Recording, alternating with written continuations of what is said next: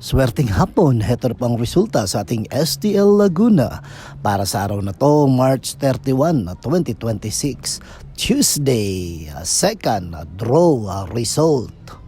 Maghanda na kayo at ilabas na ang STL tickets nyo at heto na ang resulta ngayong hapon.